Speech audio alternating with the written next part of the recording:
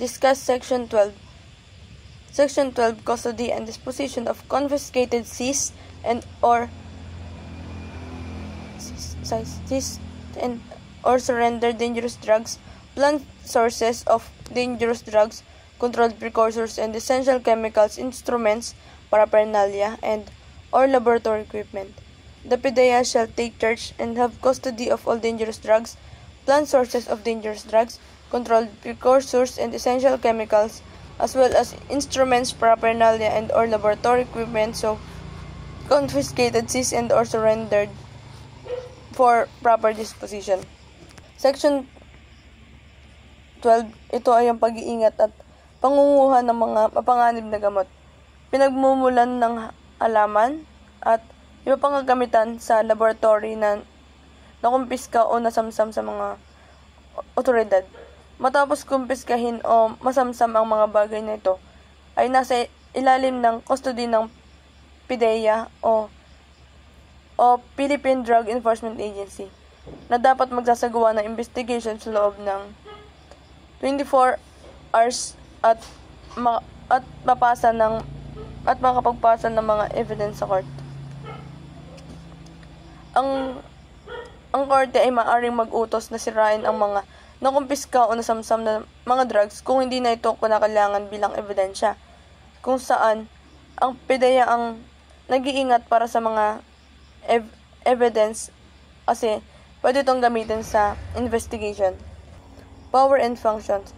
Formulate and develop policies, procedures, and strategies to effectively deal with the National Drug Control Program.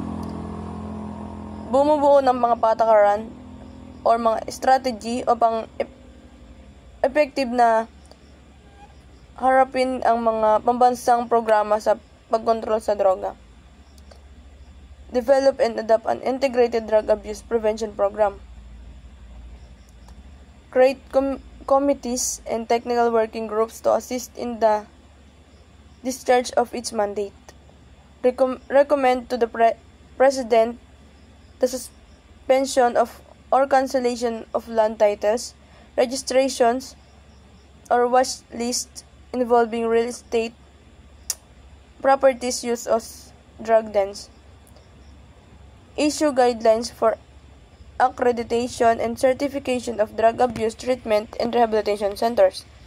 Monitor and evaluate implementation of the National Drug Control Program. Dangerous Drug Board or DDB, organizational chart. The DDB is headed by a chairperson, typically a cabinet secretary appointed by the president. Under the chairperson are the board members composed of the chairperson and representatives from various government agencies like DOH, DILG, DepEd, AFP, PNP, etc.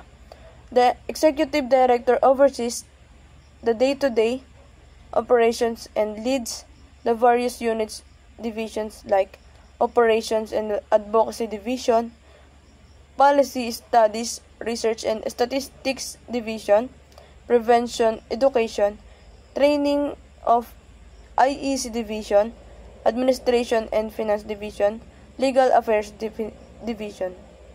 Philippine Drug Enforcement Agency, powers and functions. Implement the National Drug Control Strategy promulgated by the Dangerous Drugs Board. Undertake enforcement operations against illegal drug trafficking and abuse. Arrest and prosecution violators of the Comprehensive Dangerous Drugs Act. Monitor and secure permits or license for the lawful use of the dangerous drugs. Conduct drug education, training, and information campaigns. Coordinate with other government agencies and international organizations on drug-related matters. Philippine Drug Enforcement Agency, powers and functions. Implement the National Drug Control Strategy promulgated by the Dangerous Drugs Board. Undertake enforcement operations against illegal drug trafficking and abuse. Arrest and prosecute violators of the Comprehensive Dangerous Drugs Act. monitor and secure permits or licenses for the unlawful use of dangerous drugs, conduct drug education, training, and information campaigns, coordinate with other government agencies and international organizations on drug-related matters. Yan po yung powers and functions. Sa organizational structure naman, the PDEA is headed by a Director General who is the Chief Executive Officer and is assisted by the Deputy Director General. Under the Director General are the following major units. Operations Service, responsible para sa intelligence gathering, pagpaplano ng mga operation at pagsasagawa ng mga operation laban sa droga. Investigation Service, ito yung pangangasiwa sa pagbuo ng kaso at pagsubaybay sa kaso. Compliance Service, monitors compliance with regulations on legitimate drug handling and distribution. Prevention, education, training, and information service conducts drug abuse prevention programs and campaigns. Administrative and operations support units provide administrative, logistic, and other support services. Rehabilitation Program. Article 8 of the Comprehensive Dangerous Drugs Act of 2002, Republic Act number 9165 in the Philippines deals with the treatment and rehabilitation of drug dependents. 1. Voluntary submission for treatment and rehabilitation. Ang sinumang gumagamit ng droga ay pwedeng isuko ang kanyang sarili upang maiwasan ang paggamit ng droga. Siya ay dadalhin sa rehabilitation upang gamutin at iwasan ang paggamit ng droga. Ang kusang loob na pagsuko ay kailangan walang ibang nakakalam.